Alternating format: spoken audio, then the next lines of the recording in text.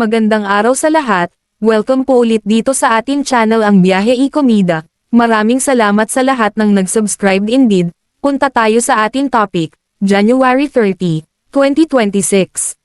Michelle, Ryan, Sam hindi pa kinakasuhan, bine-verify pa ng NBI. Wala pang naisampang kaso laban kina Michelle D., Ryan Ramos, at Samantha Panlilio kaugnay ng reklamong pananakit umano na isinampa ng isang driver, ayon sa National Bureau of Investigation, NBI. Paliwanag ni NBI spokesperson Palmer Malyari, patuloy pa kasi ang verifikasyon ng ahensya sa pahayag ni alias na Tutoy, na nagsilbing personal driver ni Ryan sa loob ng 4 na taon. If a complainant comes to us, it does not mean that we will believe the person's testimony at once.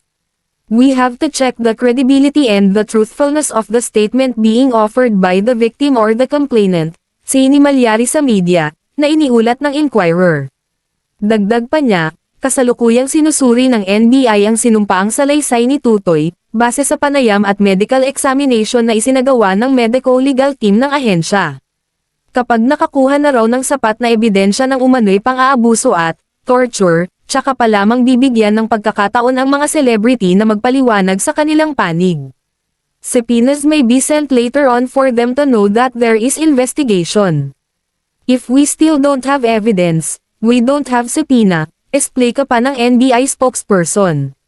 Samantala, kaugnay naman ng illegal detention at assault na sinasabing ginawa ng ilang pulis ng Makati City, sinabi ni Malyari na bibigyan din ng NBI ng pagkakataon ang Philippine National Police, PNP, na magsumite ng kanilang paliwanag.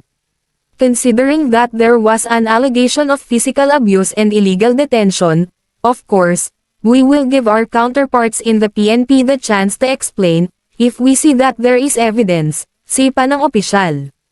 Batay sa reklamo, nagsumite si Tutoy ng formal na sumbong sa NBI noong Miyerkules, January 28, kung saan inakusahan niya sina Michelle, Ryan, Sam, at iba pa ng umano'y ng torture sa kanya habang nasa condominium ng kanyang employer sa Makati City mula January 17 to 19.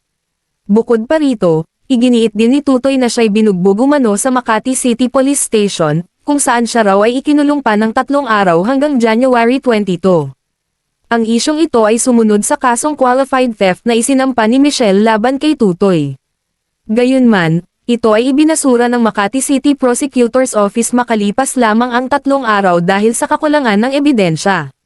Patuloy na bisitahin ang website ng Bandera para sa mga bagong showbiz chika balita at tumutok sa GMA Integrated News YouTube channel. I-click ang mga link sa description box. At yan ang ating latest showbiz chika update for today. Huwag kalimutan mag-subscribe.